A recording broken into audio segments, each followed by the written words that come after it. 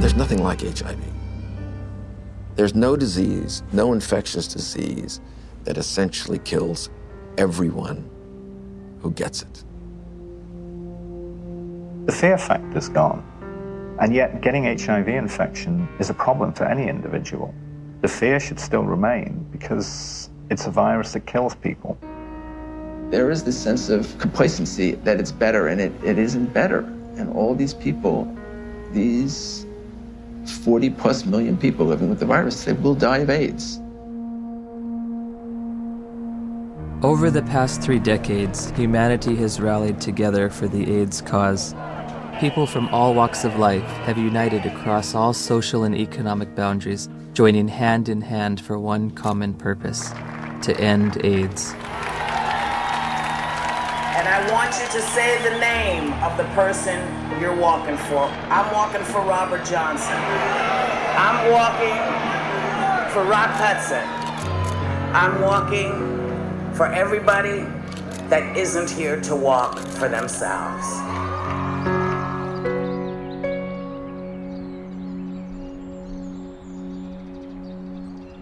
The statistics are growing, all except for one. That's the amount of people cured, and it's still 0. In theory, we could cure AIDS on a piece of paper. Maybe someday it'll come. I can't say when. Despite all the major progress we have in chemotherapy of those patients, none of these patients got rid of the virus. I don't think the pharmaceutical industry is very interested or invested in a cure. You know, I don't mean to be too cynical, but the reality, I think, is that, you know, the situation they've got now, which is lifetime treatment with expensive drugs, that kind of suits them pretty well. A cure is going to require some very tricky and sophisticated molecular biology, and I frankly don't see it happening. Ever? Ever.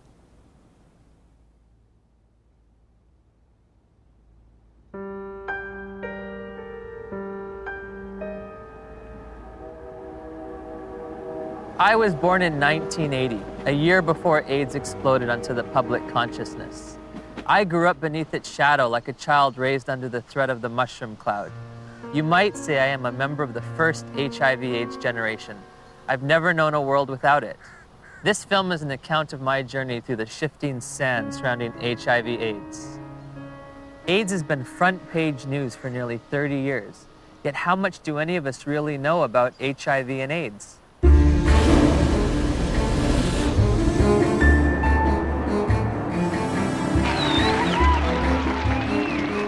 What is the difference between HIV and AIDS? I don't know exactly. HIV is wow. HIV 是它的病毒，那 AIDS 是那个病，所以两种是完全不一样的东西。It's the same AIDS thing. is the actual disease. It's the same I don't know thing. really. I don't know the difference. I know HIV is less deadly. Pour moi, il y en a pas forcément. Enfin, c'est vrai que j'établis pas de différence entre les deux. What would you say is the difference between HIV and AIDS? It's not a big difference, is it? HIV/AIDS is just the starting point. HIV is a virus. The actual virus is AIDS. People around the globe were just as confused as I was. So I sought out the world's leading HIV/AIDS authorities, among whom were the discoverers of HIV, the key White House advisor on AIDS issues, and the executive director of UNAIDS' global response to the epidemic. Meeting with these distinguished experts, I candidly asked, what is the difference between HIV and AIDS? The difference between HIV and AIDS is a really critical concept, and unfortunately it's one that seems to escape a lot of people, or just they don't remember it after hearing it. HIV is a virus. AIDS is a syndrome caused by infection with the virus. So you don't get infected with AIDS, you get infected with HIV, and that causes AIDS. The biggest problem with the HIV theory of AIDS is HIV. There is a group of AIDS denialists that say that HIV does not exist and has never been isolated, which is as bizarre as it gets. We do not say that HIV doesn't exist. What we say is that the presently available data does not prove the existence of HIV. The reality is that HIV does exist and does cause AIDS. I mean, the evidence is incontrovertible. HIV causes AIDS. All right, that's a theory that's there. Let that theory be there. But let's have some other conversations. Let's have some other research. Let's have some other funding. Maybe something else is working here. No. Why nearly 3 decades since its discovery does there continue to be debate over HIV? Why is there no cure in sight? To answer these questions, I needed context. The past is prologue, so my journey begins with a step back in time.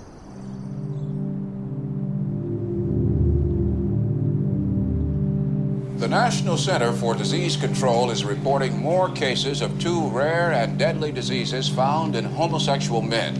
There is no apparent explanation for the outbreak. Obviously, this is an issue with great emotional fervor, but... How can we stay unemotional when people are dying every day from a disease the CDC has yet to name? For crying out loud. If the CDC won't name it, at least demand the press stop calling it GRID. Well, unfortunately, I have to take credit for coining the term GRID, which stood for gay-related immune deficiency. We were seeing a cluster of gay men who were suddenly critically ill of pneumocystis pneumonia, which was the indicator disease of something new, and reported our findings to the CDC. I was the chief of the STD division at the CDC at that time, when the draft report of 5 cases of pneumocystis in gay men came across my desk for review. Shortly afterward, cases of a very rare cancer called Kaposi sarcoma were diagnosed in young gay men. My first reaction was, this is an extraordinarily important finding. The CDC was looking for something like that when it came along. They were looking for it already. They were hoping there was going to be a new plague because polio was over. The CDC's budget was getting decreased. This is back in like the early 80s. There was double-digit inflation, a very high unemployment, a rapid military buildup, and a threat to decrease all domestic programs. And this led to reductions in force in the Public Health Service, particularly the CDC. The Center of Disease Control, CDC, in Atlanta was under threat for reduction and even theoretically for closure. There were memos around the CDC that says, we need to find a new plague. For them to justify their expenses and their existence and make their careers, they have to find infectious diseases. We need to find something that'll scare the American people so they won't give us more money.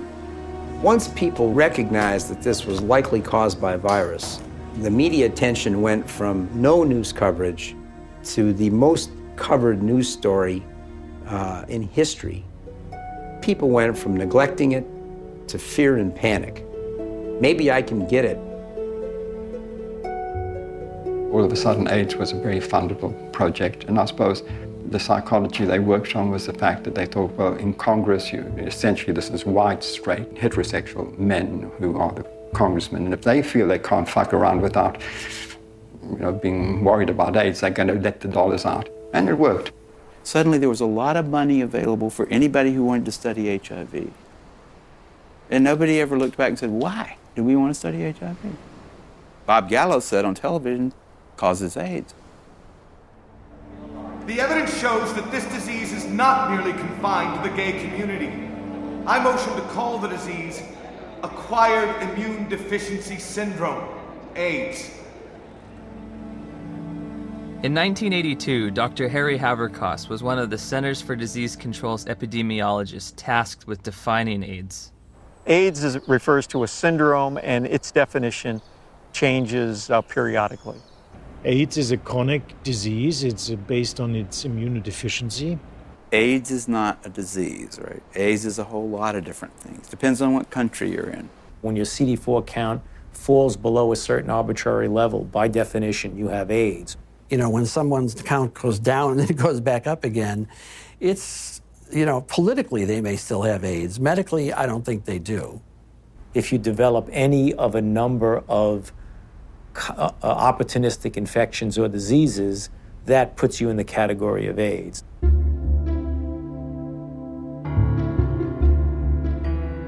We don't even know what AIDS is. AIDS is so hard to define because they change the definition of it every year. The definition of AIDS has broadened over time. It was revised in 1985, and then again in 1987. The changes in the definition have been political. Every time they change the definition, the numbers go up. The definition has changed many times. The biggest change was probably in 1993, which they then, added the CD4 count and HIV, and so you could not even be ill, but if you had a CD4 count consistently below 200, you now had AIDS. A closer look at the Centers for Disease Control's documents reveals that AIDS numbers actually declined in 1993, but a retroactive definition change increased the estimates by more than 100%.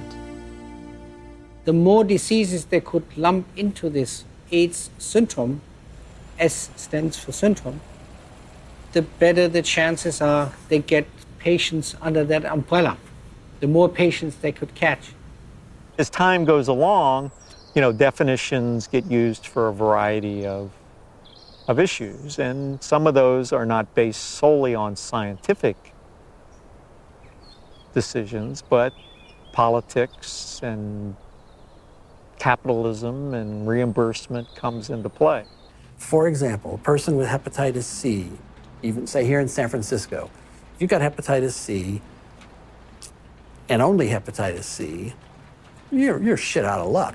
Having an AIDS diagnosis, I get a free apartment. The city of San Diego pays my apartment. I can have the state of California pay for many medications related to HIV. I get Social Security benefits. I can get discounts on my supplements at the local health food store.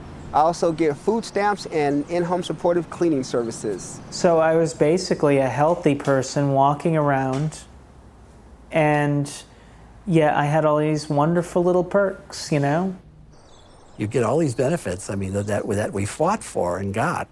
But the end result has been a sort of an imbalance. We succeeded, and I'm glad we did, but it is a little unfair.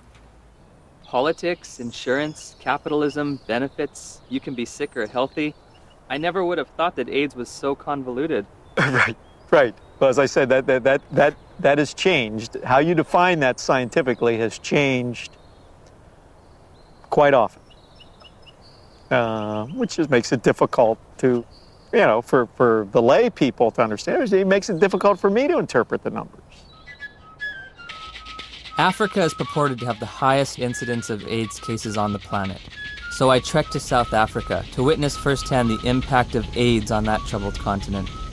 Around 10 million of South Africa's 48 million people have been reported to have AIDS. It's only a 10-minute drive from Cape Town's pristine modern airport to the squalor of neighborhoods said to be ravaged by AIDS. All the facts on HIV and AIDS with Griselda on Metro FM Talk. It's World AIDS Day. There are functions, there are gatherings. The international theme is Stop AIDS, Stop HIV and AIDS. Keep the promise. So many years later, we keep saying the same things, HIV, HIV, HIV. And yet, each time I hear words like HIV and AIDS, I just want to pull my hair out. I'm just so fatigued about how we've packaged the messaging. All we talk about is AIDS. It's a sex virus. You have to use condoms or you die. It's a sick and sad message. People can't think outside AIDS anymore. It's just a shocking, sad reality. The first AIDS meeting on the continent of Africa was in 1985 in Bangui. We were there with a few people who had experience on AIDS in Africa. And one of our problems was, how can you diagnose AIDS in Africa in the absence of very sophisticated laboratory support? Even though by 1985 there was a HIV test, most of Africa didn't have access to it. So one of the things that we did in that meeting was to sit down and hash out the so-called Bangui criteria for the diagnosis of AIDS in Africa. The idea was, what would be a simple way for a clinician to look at a patient and say that this patient likely has AIDS? We say somebody who has a combination of certain signs and symptoms like major weight loss. And if you have a combination of that, you can say this is probably somebody with AIDS. They wanted a clinical case definition where they could decide that someone had AIDS just by looking at weight loss and persistent fever and so on. It gave something to clinicians in Africa to diagnose AIDS. And that helped in the overall effort to count cases, because we needed to know what was the impact of the epidemic. They could discover AIDS all over Africa at that point. They could say that we are all at risk, but they could say it's spreading around the world. They could say it affects women as much as men, because almost anyone in an African hospital could be diagnosed with AIDS without having to do the HIV test at all. Whole nations have been led to believe that, in some instances, that they've got large percentages of their population infected and doomed because of this supposed sexually transmitted virus. It's such a tragedy. Daniel, a lot of people here is very sick and is very dying. What kind of sickness do you see around here? It's HIV/AIDS. What is AIDS? We don't know. We don't know. So here you're living in a mud hut, and here come a white men with doctors who you respect, and they tell you that there is now among you an invisible disease, and it gets into your blood and can stay there unseen for years, and when it manifests itself, it's going to manifest itself in the forms of disease that you've always known. Maybe if you look skinny, if you lost weight, maybe they'll simply say hey, you have AIDS, or you're coughing a lot, maybe. They'll say you have the disease. This cannot help but create extraordinary paranoia in people's minds. They say, well, what is going on with us? My neighbor next door he's got malaria. Does that mean that he's actually got this dreadful disease that the whites are talking about? Like I could be fat now, then the mentality is that if ever I become teen, then it could be one of the symptoms. I have to ask myself, why now? Why at this time? Dr. Christian Fiala argues that many doctors have misused the Bangui definition. In the era before AIDS, we had to admit we don't know the diagnosis and we could hypothesize. But nowadays, what doctors do is, well, if we don't know what it is, it must be AIDS. We did have patients with the conditions we now regard as AIDS defining, even before the advent of AIDS. People could have TB and not have HIV and fulfill the Bangui criteria. They'd lose weight, they'd have TB, and they could look like they have AIDS when they don't. Is this Bangui definition still being used today? I'm fairly certain that in many parts of Africa where there's still little or no testing available, that definition is still used, and I wouldn't be surprised that it's used in the poorer parts of Asia. This word AIDS, I don't know what it is anymore. I don't know what we're talking about anymore when we talk about AIDS. AIDS is one thing in Greenwich Village and a very different thing in Kampala, Uganda. I visited the World Health Organization's website searching for answers and discovered there are currently more than 12 different definitions of AIDS worldwide. So I turned to Dr. James Chin, former head of the WHO's Global HIV Statistics Unit, for an explanation. Some countries, they felt they were a little more sophisticated than in others. And you have, along with the epidemic of HIV, epidemics of HIV/AIDS experts. And some of them will not necessarily adhere to any international definition. They'll make up their own definition. High school biology class taught me that diseases and syndromes cannot differ from country to country like languages. It was becoming clear that HIV and AIDS were distinct, separate entities, and that AIDS was diverting my attention from the real culprit, HIV.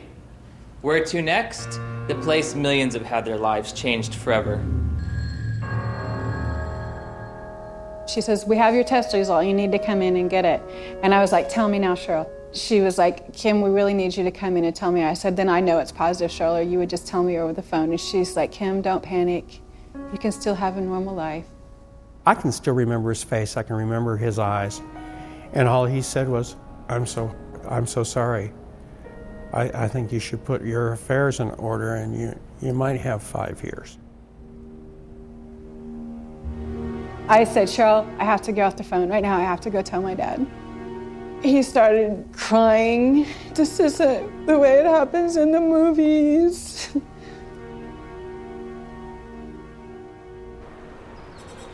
It's 7 a.m. here in Johannesburg, South Africa, and I'm a little nervous because I'm about to go in for my first HIV test. Have you ever gone in for an HIV test? No. No. No. No. No. Yes, I have actually, a few years ago. Were you nervous, apprehensive? I was, very frightened. The nearest testing center wasn't in a hospital or in a doctor's office, but on the main concourse of a bustling train station, beneath a few portable tents. HIV testing facilities are everywhere, from street corner kiosks to shopping malls. I'll be tested with a rapid test, which looks for antibodies to HIV. So, have you ever tested for HIV before? No. You said no. Never. It's the first time. First time. Wow. Is this your questionnaire? Yes. Okay. These tests claim to be HIV tests. I'm going to read from a section that says limitations of the test. The specificity of the Reveal Rapid HIV Antibody Test for blood specimens in low-risk populations has not been evaluated. They don't know, in their terms even, how well this test is going to work in people they don't want it to work in. Low risk. We don't think you're at risk. Tell me about your sex life. My sex life. Us? Okay, since you haven't exposed yourself, blood, sex, you're not homosexual, you're gay, you know your story. Yes. Let us go and find out.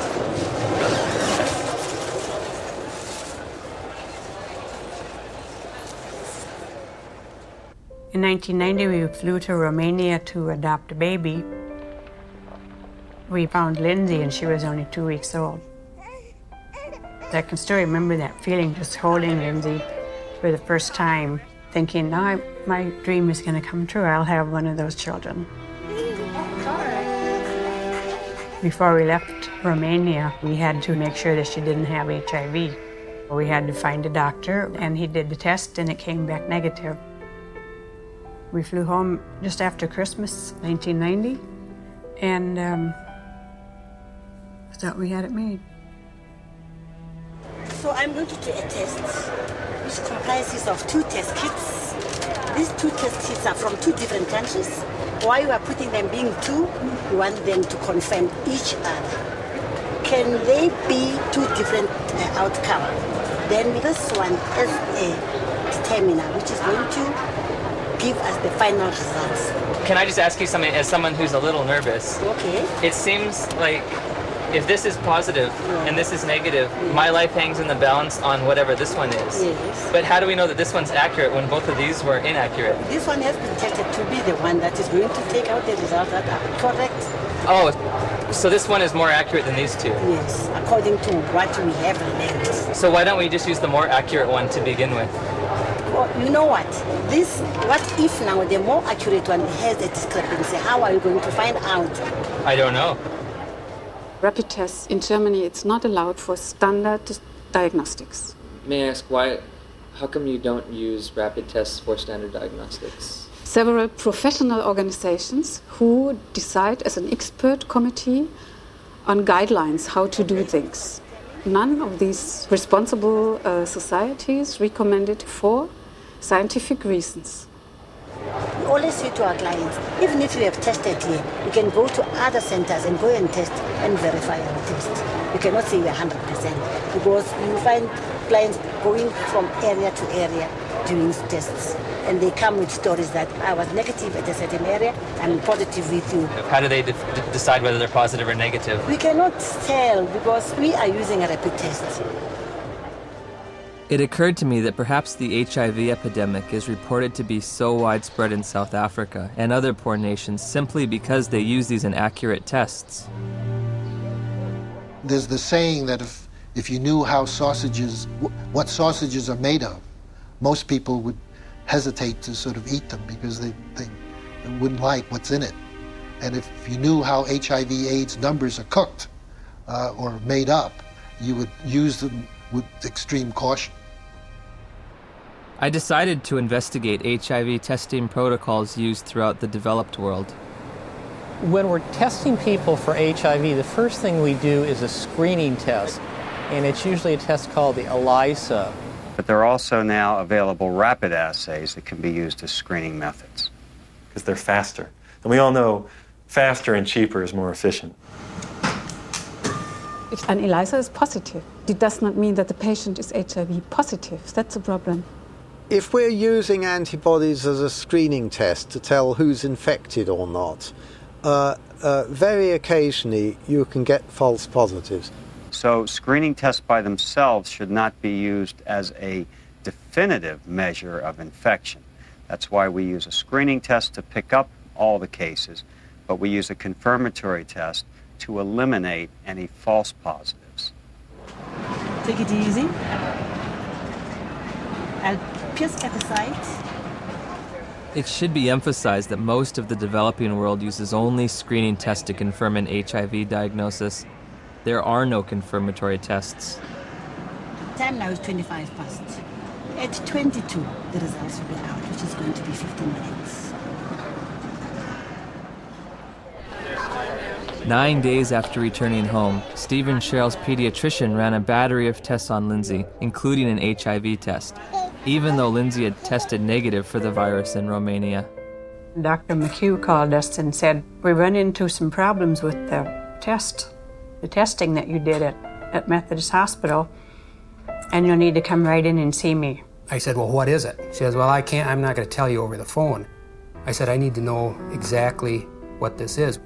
He said, we've got bad news that she tests positive. And he said she'll have a 20% chance of living to age 2. That was just a shock. Just a shock after all this joy and happiness. We finally found our daughter, and I'm dancing around Romania, and now I come home, and it's like somebody could just stab me. And then I had to call my mom, and that was the worst phone call I've ever had to make, because I even remember saying, that poor girl, she's just not gonna make it. So that we don't have to go to somebody and say, well, you might be infected, but it might be a false positive. We do a second test. That's a test usually called the Western blot. In 1992, when I was told by my doctor that I was HIV positive, that was only a verbal admission to me. She didn't give me the written paper that came from the lab that tested my blood. I found out that it says this indicates possible infection by virus. There can be mistakes from the antibody test, and there are conditions that can cause the test to be inaccurate. Now that I've got the package insert for that test kit, it says positive results using any specimen type should be followed with additional testing. But this is the test that they use to confirm with. This has a margin of error done properly that's extremely low. In other words, it's one of medicine's better tests. I don't think the Western blot is a useful diagnostic test. I don't think it's worth doing. Did he give a reason? Anybody can say anything. I think it's stupid to drive a car. But come on, you gotta give a reason. It's a useful prognostic test. Once you know that someone is infected, then you can follow their antibody response as well with Western blots. I'd say he's absolutely wrong. It has a complete usefulness. You don't need a Western blot. And it's become a dogma in HIV research that you need one ELISA followed by a Western. You don't. You need 2 different kinds of ELISAs made in 2 different formats. Would you ever want to confirm somebody is positive using just ELISAs? No, never. It's against the rules. It's against the recommendations. It's a turbulent sea of argument about how can we use this test? When can we use this test? Why does this test have no standard? We have a group now of about 40 patients that have no detectable virus. in their body, but they're not being treated. So the first question is, are they really infected? So the Western blots can have false positives? No, the Western blot was negative too. But they were told they were positive by a lab, yes, that misread the Western blot. Heavyweight champion Tommy Morrison tested positive in 1996. 11 years later, in 2007, he tested negative multiple times, allowing him to return to the ring. There's constant discussion in the community of people who do diagnostic testing and the blood bankers about how to read these tests. When you're looking at this Western blot, how do you determine what is a positive? You need a certain number of bands being present. It depends a little bit on the producer of the test. It depends on the manufacturer. Is there different criteria for what might be a positive? Yeah, there are different criteria from the manufacturer. Thank you for the word. And also there are guidelines from the WHO and UNAIDS. Well, HIV infection is diagnosed with rather now routine laboratory tests, which for which there are criteria for diagnosis established by the manufacturer, FDA.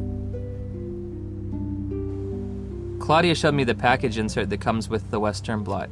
It contains 8 different sets of criteria for diagnosing HIV infection. Because of the different criteria that apply in different countries, you can test HIV positive in one country and be given an AIDS diagnosis as a result of that, whereas in another country you won't test HIV positive and you won't be given an AIDS diagnosis. It's ludicrous that you can be positive in one country and not positive in another. Theoretically, I could be diagnosed with AIDS in the United States, but if I take 3 steps to my right, I wouldn't be diagnosed with AIDS, or I would lose my AIDS diagnosis when I crossed the border. In 1992, I was encouraged by a doctor to take what's called an HIV test as a matter of social responsibility, and I was shocked and devastated and horrified when the results came back positive. It was one of those moments that everyone fears their whole life. A week later, I take the same test to an AIDS specialist. He looks and says, "This isn't a positive test. I don't know what this test means." Since a false positive looks like a true positive, how can you ever distinguish whether it's truly a positive or a negative? Well, that's a great question. It's going to be very hard to determine a false positive. So I take the test again, and this time my results come back marked from the lab indeterminate. I'm faced with the decision, do I want to wait 6 weeks to test again or do it right away? I opted for right away. My results that time come back positive. Took it again, came back negative. I took it again, positive. What happens if you're positive on one criteria but negative on another manufacturer's criteria? How do you decide who's infected and who's not? You will use the most sensitive criterion. In late December of 2007, I read about new legislation passed in New Jersey calling for the mandatory testing of pregnant women or newborn infants should the mother's status be unknown. HIV mandatory testing, to me, is a no-brainer. I'm very much opposed to the concept of mandatory testing of any population because the tests are scientifically shown to be unreliable and inaccurate. You have no reason to fear this bill. And my hope is that eventually this will become a federal law so that every woman in this country would be tested. But HIV testing isn't an absolutely precise science. When I confronted my doctor about that, she said, we're way past Western blot now. We have the viral load test.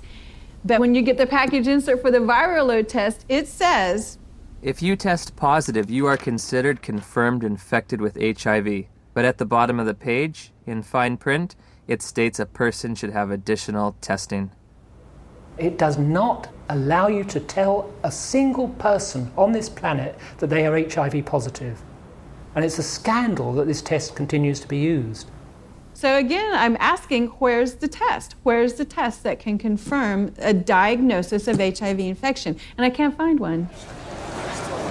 I have the package insert from the manufacturer which they supplied me with.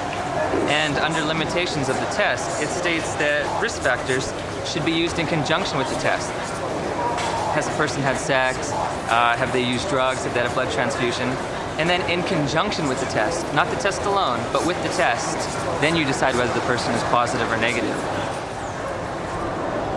Do the answers to these questions help aid in the diagnosis? Oh, of course they did. Really? They do. Now, if I tell you that the test you took was lousy and didn't mean a thing, does that make any difference for everybody to hear? You make a difference for me. Yeah, I know. How can we say that HIV is the cause of AIDS when we don't know, based on current tests, whether or not anybody diagnosed positive actually has HIV? President Thabo Mbeki will officially open the AIDS conference tonight. Delegates here are hoping he will finally separate himself from the AIDS denialists. We remain convinced of the need for us better to understand what would constitute a comprehensive response in a context such as ours, which is characterized by high levels of poverty and disease. As I listened and heard the whole story told about our own country, it seemed to me that we could not blame everything on a single virus. I thought this man must be an idiot. Everyone in Africa is dying of AIDS. I know this because I read the New York Times. It's beyond doubt. Rion Milan was hired by Rolling Stone to investigate and debunk President Mbeki's misguided ideas. Where to begin? The numbers. My very first action, I opened Johannesburg's Yellow Pages. I thought that I could illustrate this with a scene that began in a coffin factory in Johannesburg, where workers are working overtime trying to create caskets for these mountains of people who are dying of this condition. And I discover that in the midst of what UNAIDS says is a plague, is that half of the coffin factories in Johannesburg have gone bankrupt. In South Africa alone, it's about 1,000 people dying every day from AIDS. If you're an advocacy agency and you perceive low numbers to be bad, your bias may be to accept higher numbers even if they're not scientifically sound. I know Jim Chin quite well, and I was the chairman of the steering committee on epidemiology of the global program on AIDS in WHO when Jim Chin was in charge of epidemiologic estimates. And we could never get information how the WHO estimates were made then. So we were very critical in these days because we felt it was not based on enough evidence. It's possible that he didn't read the materials we sent him or he didn't understand them, but we did send information to anybody that wanted to know about the estimates because they were pretty transparent. In an attempt to get to the bottom of the statistics debate, I've come to Geneva, Switzerland to look at the World Health Organization's official numbers. And what we found, there are no numbers, only assumptions and estimates. How are the monies divvied out to states for AIDS prevention or AIDS treatment? How is government monies sent out to different states and communities? The more AIDS you have, the more money you get. Exactly. The AIDS buoyaners have a vested interest in maximizing and squeezing the data to get the worst possible scenario that they can out of it, because the worse the situation is, the more compelling their fundraising claims are. When UNAIDS was created, about $250 million was spent on AIDS in poor countries. 10 years later, it's $10 billion. That's an unprecedented increase. Still not enough. When that was created, the first thing Peter Piot said, was that UNAIDS is an advocacy agency, pure and simple. And this was my first objective when I came into this job, and that was put it on the political agenda. He divested himself of all of the program aspects and the scientific aspects of AIDS. This is not a scientific issue. This is a matter of politics. Except one unit. He kept sort of the numbers unit. we are really doing a major disservice to say it is not as bad as it looks like, because actually it is much worse. 1 month after my interview with Dr. Piatt, the Indian government slashed their estimates by nearly 60%. Shortly thereafter, UNAIDS acknowledged they'd been overestimating global HIV statistics for more than a decade. They've painted themselves into a corner, and now their house of numbers is falling apart. America is leading the fight against disease. And I call on you to double our initial commitment to fighting HIV/AIDS by approving an additional $30 billion over the next 5 years.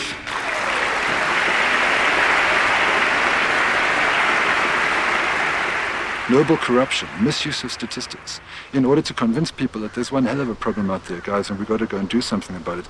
If you look at the real world, how many people are infected, diagnosed to be infected, and eligible for treatment. There are very few compared to the number.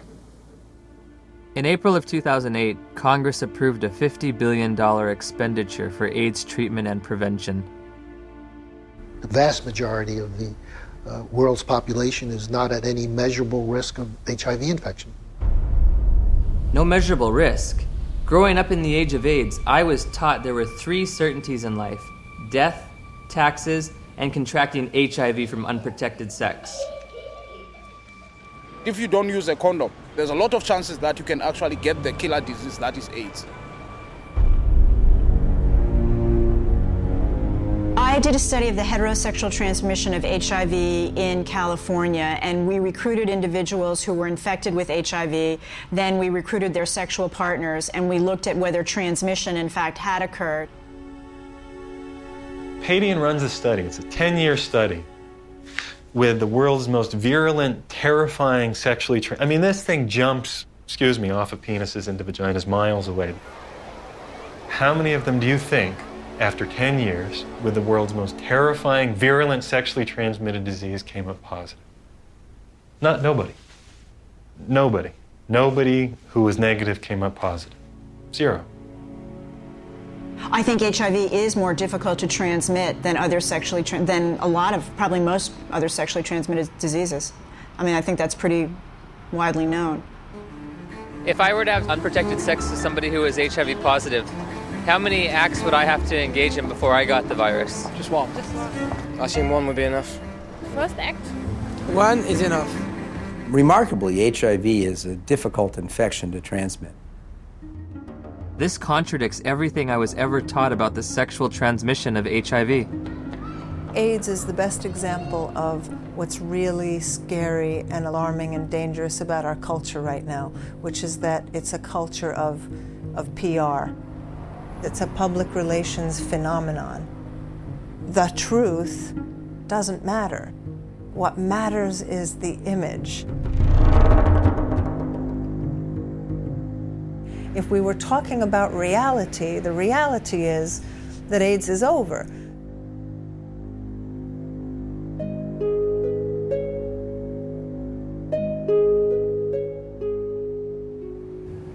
Somebody decided in the early 80s that there's this infection called HIV.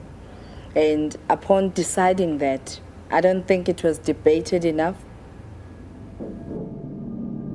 In 1983, Dr. Luc Montagnier and his team of researchers identified what they thought might be the cause of AIDS.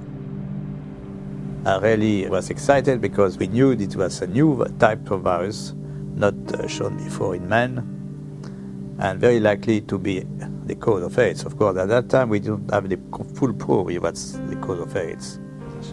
That initial work was rapidly reinforced by additional virology and serology studies in Bob Gallo's lab in Washington. Gallo got pushed by the Reagan administration that wanted to do something on AIDS finally. They literally told us to just close CDC's lab down. We don't care about it. There's a bunch of gays, who gives a shit? That was really their whole story. So the whole thing that they rested their political response was, well, we discovered the virus. Good afternoon, ladies and gentlemen. The probable cause of AIDS has been found. Credit must go to our eminent Dr. Robert Gallo, who directed the research that produced this discovery. What was new that day is for the first time we were saying, that's the cause, I'm sure. It was a silly press conference. There was not evidence then that HIV was the cause of AIDS. It wasn't called HIV. There was certainly evidence that he didn't discover it. It was discovered in France. The conference was held before any of Robert Gallo's papers were published. Therefore, before any other scientist had a chance to review them and look at the evidence and see if he got it right or wrong.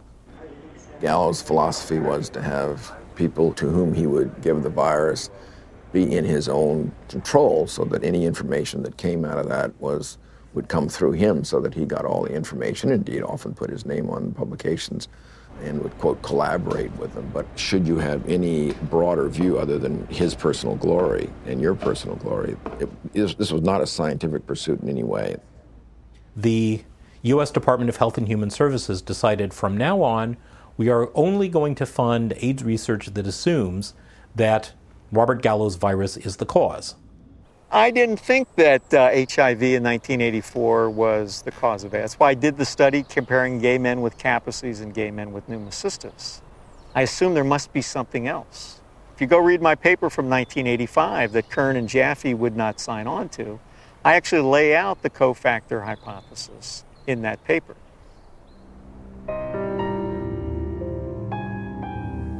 I'm a promoter of the role of cofactors in AIDS. Well, cofactors just says that the cause of a disease is by more than one factor. Just simply being infected with HIV is not going to do it. You need certain cofactors. Cofactors are not necessary. Dr. Fauci would say HIV causes AIDS without the need for anything else. That's kind of ridiculous. The data that indicate that any different type of infection like mycoplasma or something like that is a necessary cofactor, I believe those theories have been debunked. What the fuck does he mean? Sorry. What's it? What does he mean that there are no cofactors? Where's he coming from? There's cofactors for everything. Cofactor implies something specific. And it really gets us off into tracks that are wandering. Gallo isn't gonna change his mind, but he's probably 70 years plus now. He's gonna remember things. We all remember things that are good for us, and we forget the bad things. The cofactors are important to really understand how people get ill, why they get ill. What is asked of an AIDS journalist is to deny an existing reality, which is a strong, growing body of dissent on a scientific question. In August of '92, my dad had just read his latest National Review, and there was an article in there about Peter Duesberg, a maverick cell biologist. He said he didn't think HIV caused AIDS. To deny that this well-identified, well-characterized virus is linked with AIDS is, to my mind, just potty. He said, I can't replicate this in my office. I can't get this virus to do anything. We thought, oh my gosh, my dad is really daydreaming. He's trying to wish this all away because he knows how upset we are. Just wish it all away, and everybody will be gone happy. If Fauci would say, here's $1 billion for alternative theories of AIDS, you wouldn't believe what's going to happen. A lot of HIV researchers overnight would would start cofactors. The first year they would call them cofactors of HIV. And the next year, the co would be topped and HIV would be topped a year later.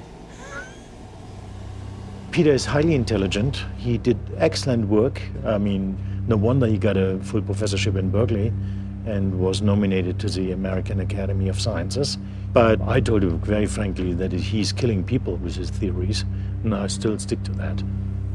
They attack him, they attack his ideas, and they present some bogus way of refuting what his science has said that doesn't really refute it. Peter Duesberg? Yes. They are all prostitutes, most of them, my colleagues, to some degree, myself. You have to be a prostitute to get money for your research. You're trained a little bit to be a prostitute. But some go all the way. In light of all this scientific uncertainty, I asked Dr. Fauci for evidence linking HIV to immune deficiency disease. When you put the combined findings of the initial characterization as a distinct retrovirus isolated by Montagnier and his group, together with Gallo linking the virus to being the cause of AIDS, and they put those things together, and that's how we have a confirmation of the causative agent of AIDS, namely HIV.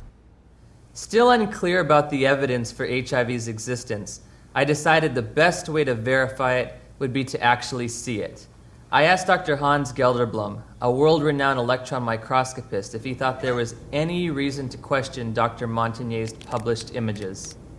I've seen these publications, stamp-sized images. It's a nuisance. It's a nuisance. You do not really see much.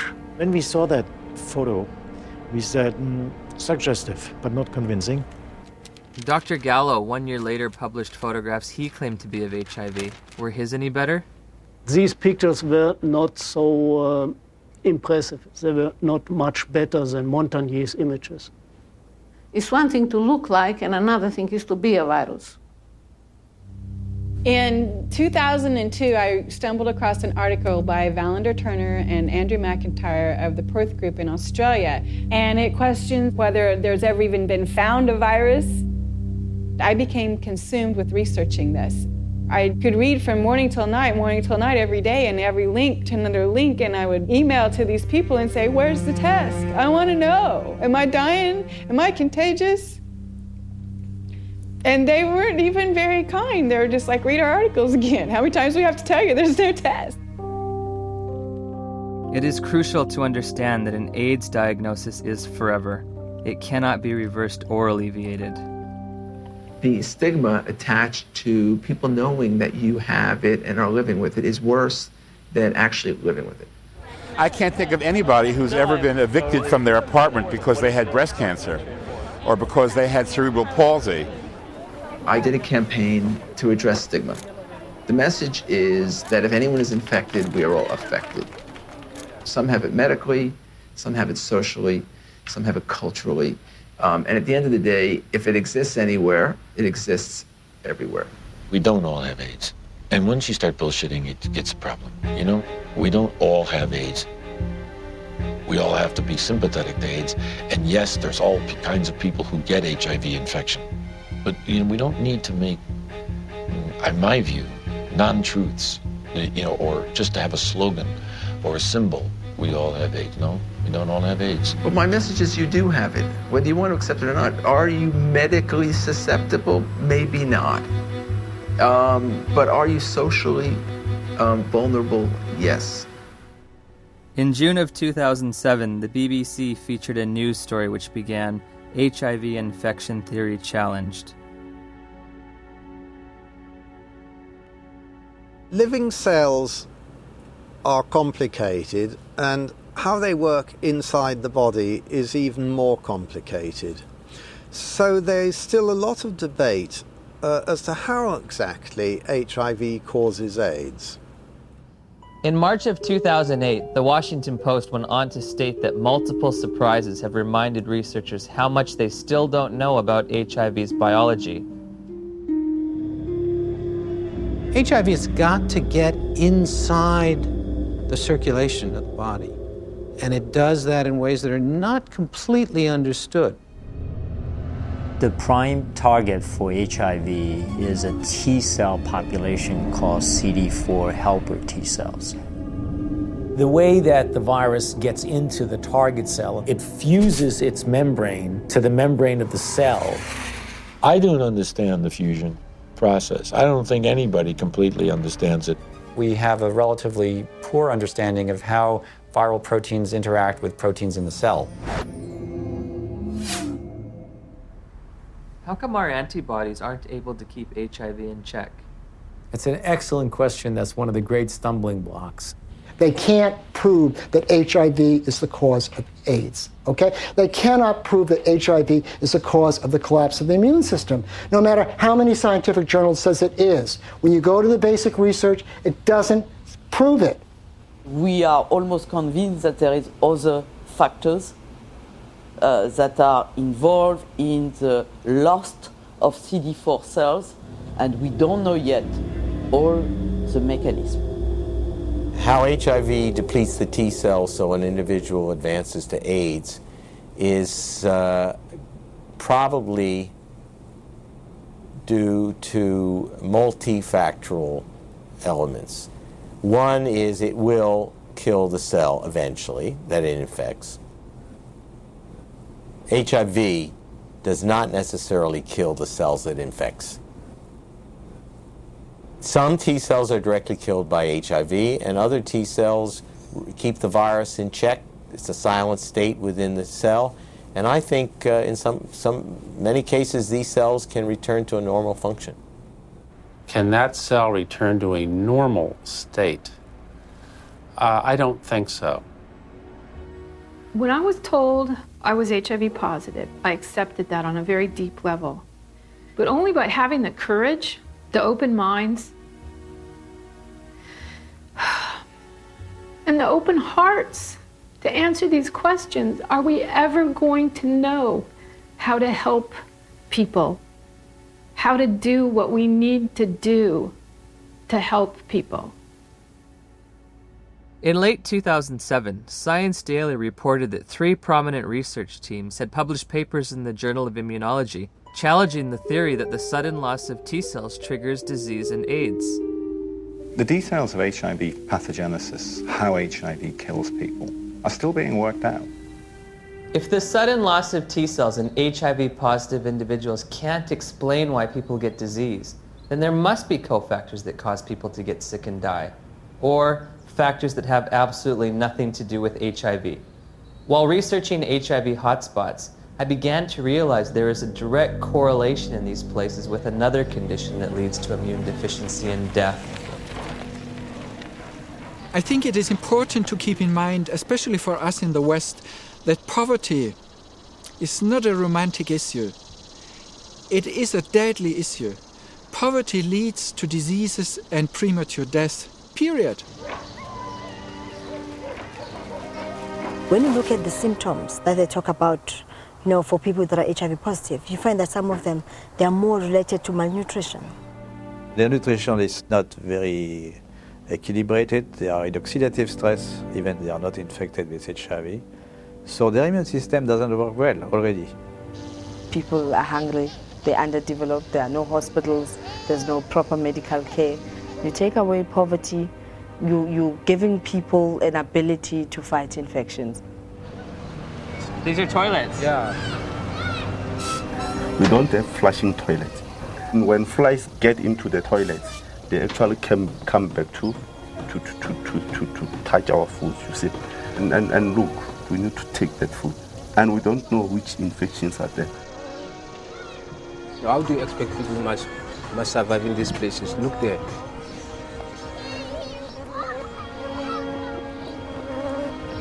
How many white people they are staying in this house like this one? In Cape Town is different. You go to suburbs, you see the suburbs is different from our places. Why have we done nothing for African people, just like give them clean water so they don't die in infancy of diarrheal disease and stuff like this? All we care about is HIV, AIDS. Well, question, well, there's money in it. There has to be, other dynamic working to lead public interests to the African situation and ignore clean water, sanitation, malaria. I mean, things that kill people. This is the beginning of a war. It is a war to reclaim our health. In 2008, USA Today published a news story that stated, if we look at the data objectively, we are spending too much on AIDS. About $10 billion a year is spent on AIDS, while 2 billion people live with no sanitation. 1 billion lack access to clean water. And malnutrition kills someone every 10 seconds. These factors enable diseases to thrive and severely weaken the immune system of those living in such squalor. If we were to take all that money and put it towards developing poor countries, God would be so proud of us, indeed, because we would have taken away the major challenge that's facing humankind, and that is people dying in silence. It's slow, painful deaths from being scared of something that was just packaged as AIDS. Could it be that the real epidemic is extreme poverty, not HIV? On the other hand, HIV allegedly occurs in the United States as well. So I looked for alternative causes of immunodeficiency in this wealthiest of nations. There are other ways you could produce a condition that looks like AIDS, but they too will be some source that causes a severe defect in the immune response. 19 million Americans now, 19 million are taking illicit drugs every day. But we don't talk about this. This is politically incorrect. There have been a number of theories as to what the origin of HIV/AIDS is. One of them was a theory that certainly turned out to be completely incorrect, that it's a lifestyle phenomenon. There's a large epidemic of STDs in general in the late 70s, and particularly in gay men. In San Francisco, New York, Los Angeles were meccas of the new lifestyle, which came from the liberation in the post-Stonewall era.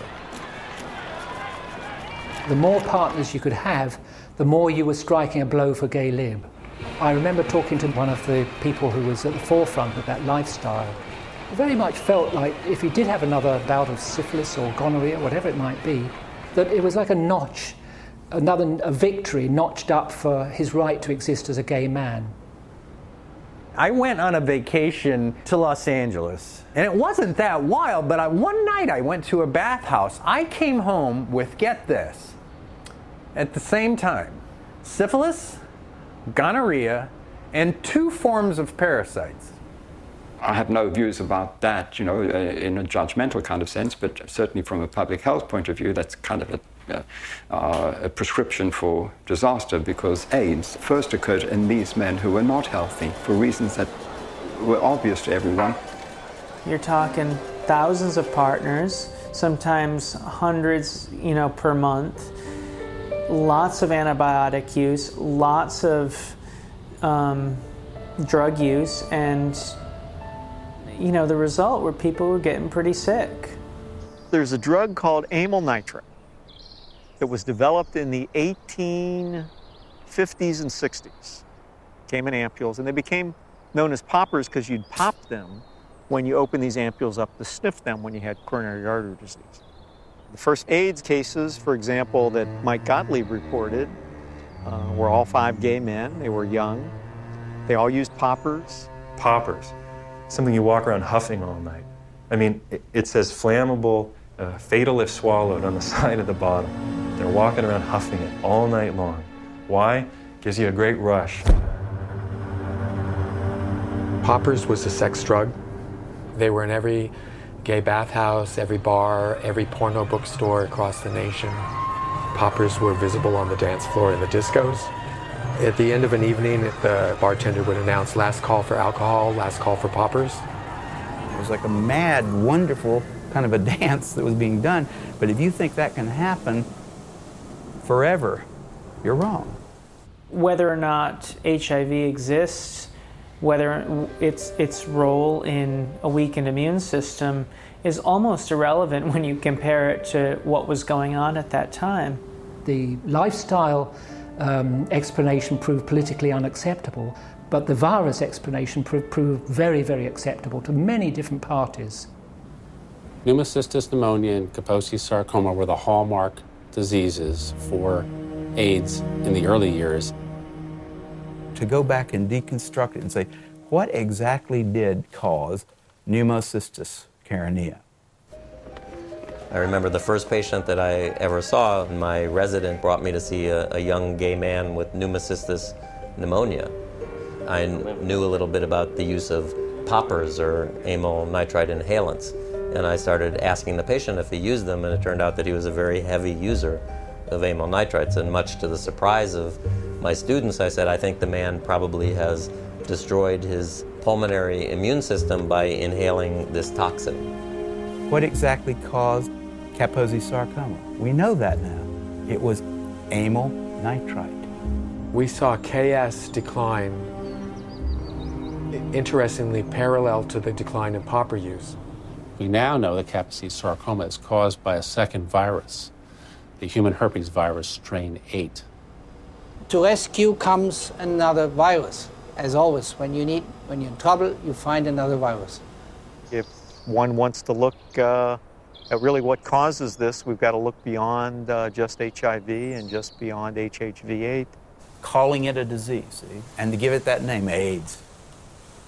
So everything's included under that, and you don't have to just say, I mean, if you just said, you know, these people are getting a lot of weird diseases, all kinds of diseases, it wouldn't have had the same impact. It was much better to say, there is an infectious organism on the loose in America, and it could get you.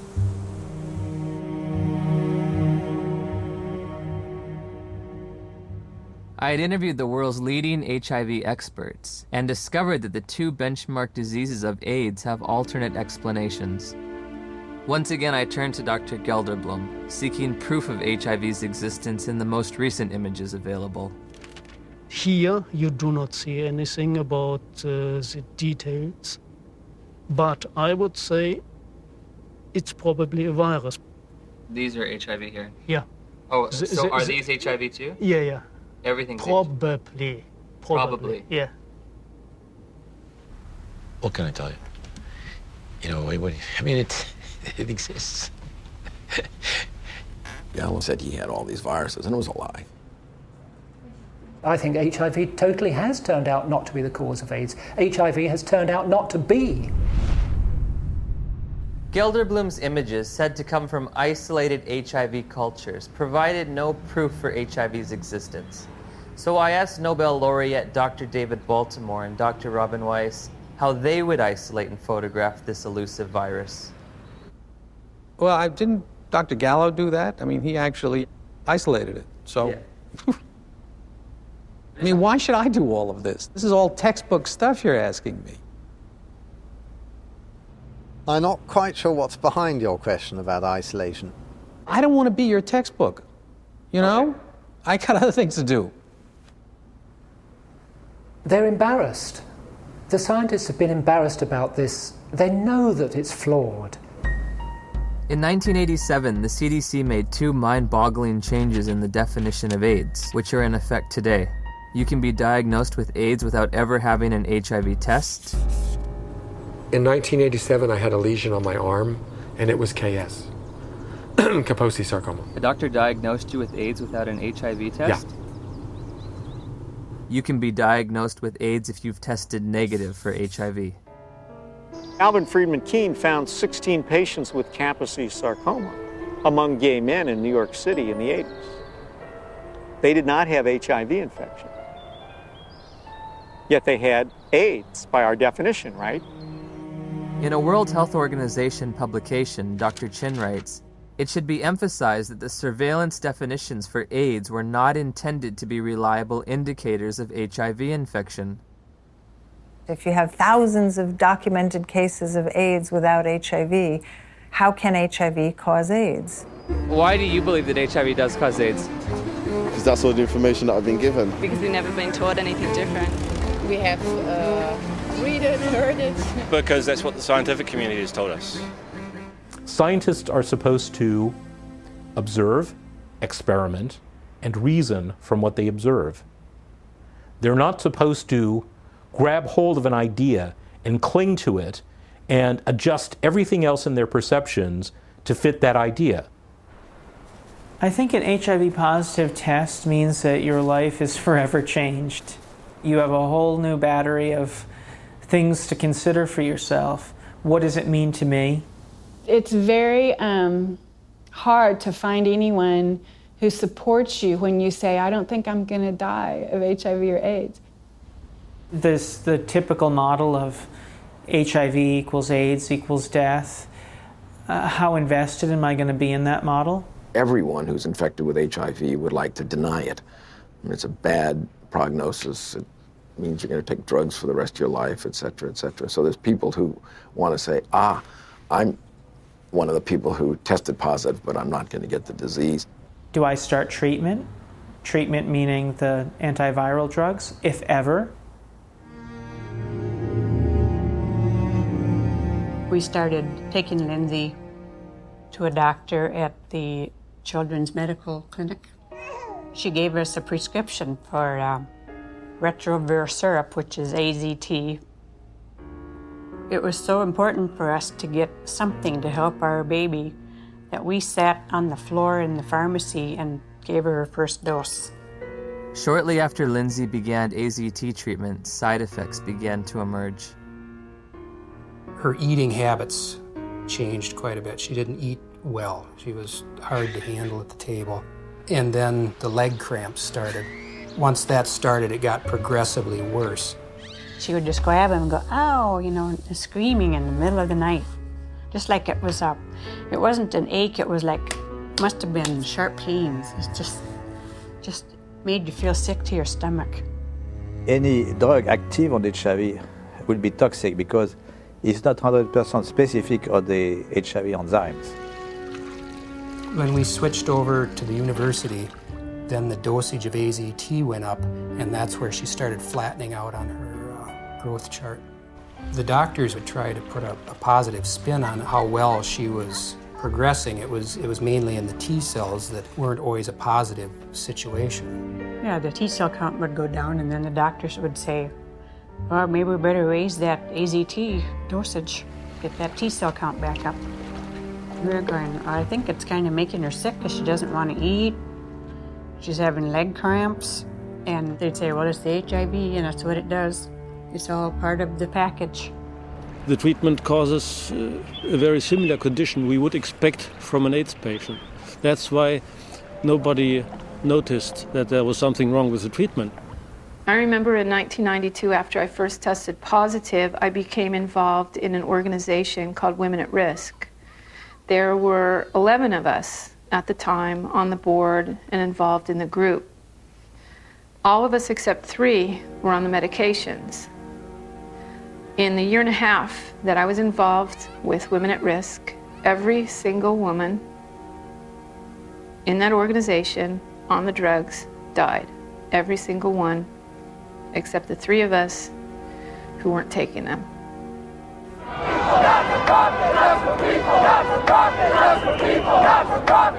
We weren't just given handfuls of AZT, we demanded it. AZT should be praised. Where is your humanity? We considered the FDA not giving us these things as being anti-gay instead of being responsible. And so we went and we lobbied and we pushed for all these things, and we didn't think clearly about what it was we were asking for. It's like that saying, be careful what you ask for, it may come to pass. That's the very reason why everybody believed HIV is a deadly virus, because the HIV positive patient at that time got a deadly treatment. Despite the billions spent on the drug, tens of thousands of people with AIDS have died. And now a growing number of studies are questioning the drug's usefulness.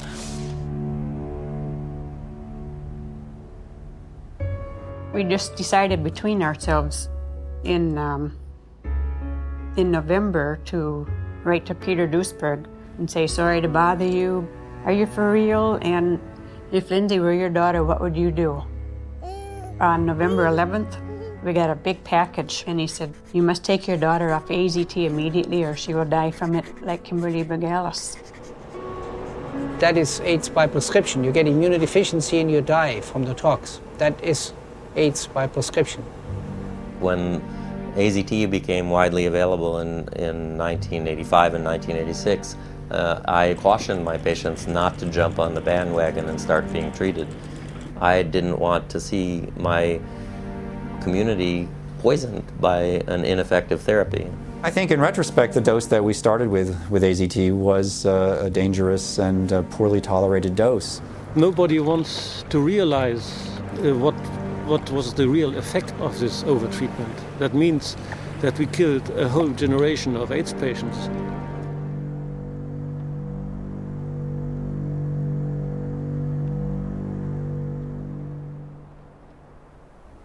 In 1996, David Ho announced highly active antiretroviral therapy. Also known as the cocktail, because the treatment combined the newly developed protease inhibitors with older HIV drugs, such as the chemotherapy drug AZT. That was a revolution. What was an 100% fatal illness now could be treated. The AIDS medication today is not that toxic than it was in the early days. And it's a potent drug regime. That means it kills almost everything. I play around with treatment interruption because I think the drugs are toxic. And if I do the drugs continuously without interruption, I think that they'll have a cumulative damage. In the years that we've been using the cocktail, we've found that there are lots of side effects. In South Africa, I spoke to a couple of pharmacists specializing in HIV treatment. How often do you see side effects in patients? All the time? Almost all the time. We saw the lipodystrophy, the buffalo humps at the back of the neck, then the lipoatrophy, which is the loss of fat in the face and the arms, giving people a very gaunt look. The risk of heart attack seems to be increased in people on these drugs. With what we have now, the side effects eventually are going to outweigh the benefits. So patients really do better for the short term, but in the long term, they die also. In 1994, Audrey Serrano tested HIV positive. While initially healthy, she was prescribed AIDS drugs which nearly killed her and left her scarred for life. In December 2007, after multiple negative tests, she was awarded $2.5 million in damages. Some people are very fortunate. They don't have these side effects, but many people do. So prolonged treatment is impossible. I know people that are like horses, have no impact with some drugs, no side effects, and somebody else falls apart. The new generation of antiretroviral drugs are less toxic. They can be more tolerated. But for how long? I agree. We cannot give a treatment for life. It's not like insulin. You know, it's something which is toxic. Has a patient ever died from the side effects? Yeah, sometimes it happens. AIDS drugs are all classified as black box drugs. A black box drug is the most severe warning that our FDA will put on a product. It means you could die taking this because other people have died taking this. My sister Joyce was my best friend. She's a great mom and just a very lively person. In 2003, Joyce found out she was pregnant with a second child. She was offered an HIV test as standard prenatal care by her obstetrician. She called me at work and she was like, I got something to tell you. And I was like, well, what is it? She said, I'm HIV positive. So I took a deep breath. I said, well, it's not the end of the world. And she said, well, Nell, I met this doctor today and he's a specialist. And he says that there's some medicines I can take that'll keep my baby from being HIV positive. Nevirapine. Warning. Severe life-threatening skin reactions, including fatal cases. One morning she was covered in these welts and this rash. It was all over her face. It was all over her chest, all over her arms, her hands.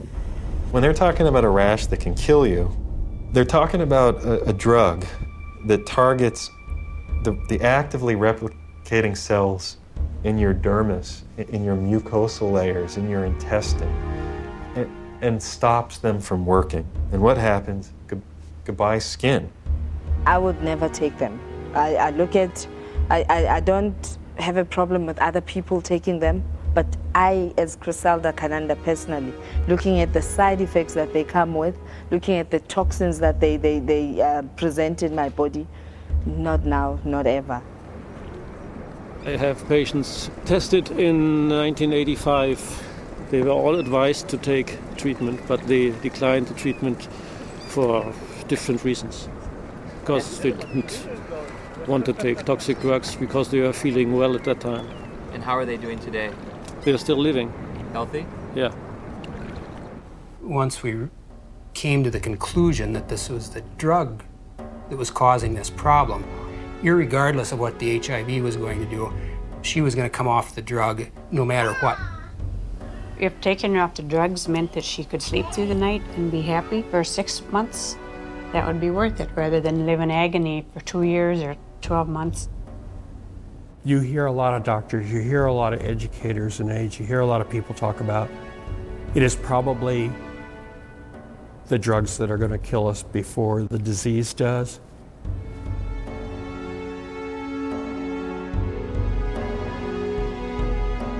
What are the drugs doing to the bodies? They're putting the bodies into coffins.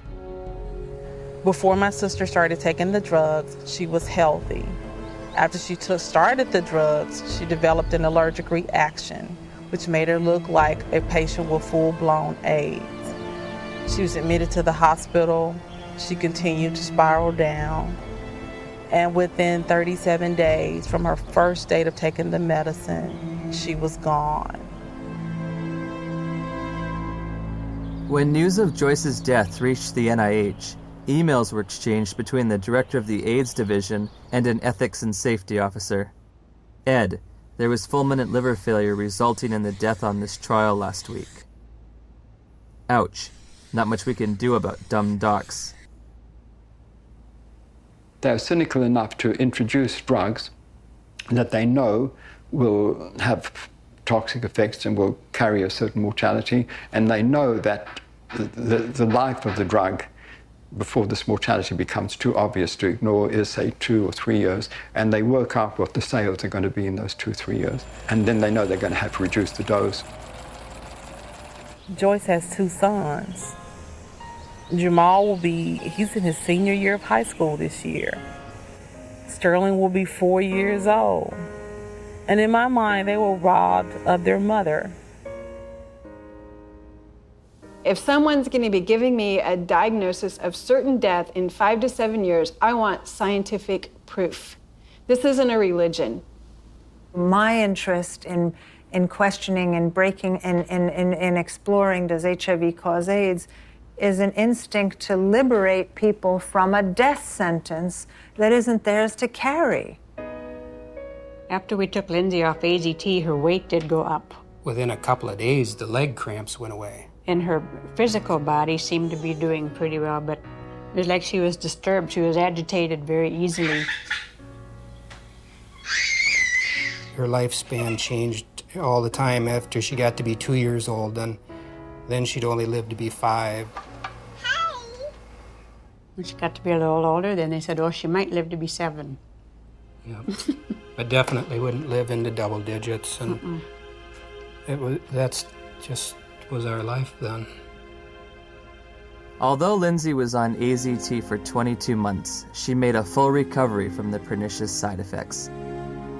Lindsay will be 19 in October of 2009. Because it's been surrounded from day one with so much emotion, so much fear, so much psychology, so much drama, very few people are capable of looking at AIDS logically. We can be exposed to HIV many times without being chronically infected. Our immune system will get rid of the virus within a few weeks if you have a good immune system. If you have a good immune system, then your body can naturally get rid of HIV. Yes. If you take a poor African who's been infected and you build up their immune system, is it possible for them to also naturally get rid of it? I would think so. It's very easy to get people to think the right thing if you get the right on the tablet the first time.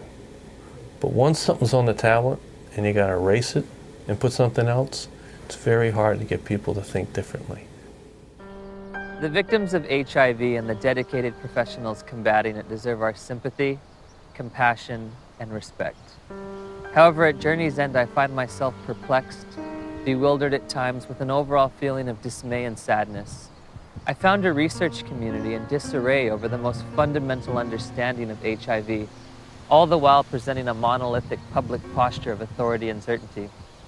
Bluntly stated, we have tests that prove nothing, remedies that kill, and statistics manipulated to the point of absurdity. 90% of global HIV corresponds to areas of great poverty and squalor. Ironically, while we may have been pursuing a phantom killer, a shape-shifting assassin, perhaps the real enemy has been hiding in plain view, clear as day, and as old as time.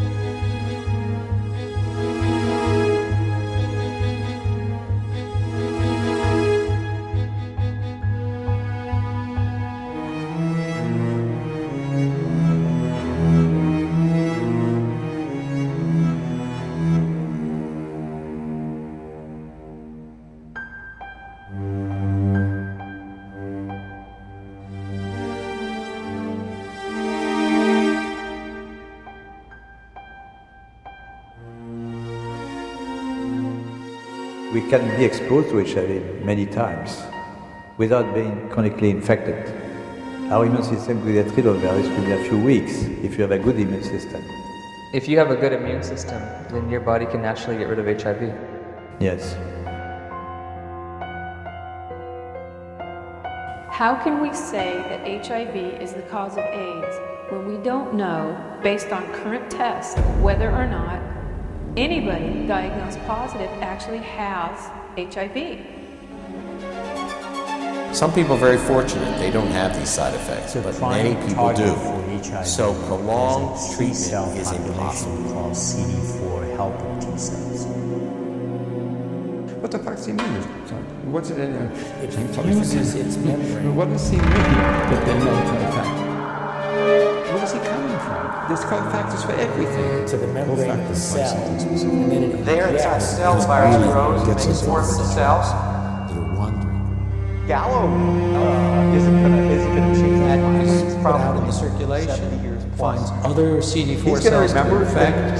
There is an ongoing battle. Cells die, the body will replace those cells that die, but there's not an infinite capacity to use cofactors are important. This battle between HIV. How people get ill, why they get ill. What is asked of an AIDS journalist is to deny an existing reality, which is a strong, growing body of dissent on a scientific question.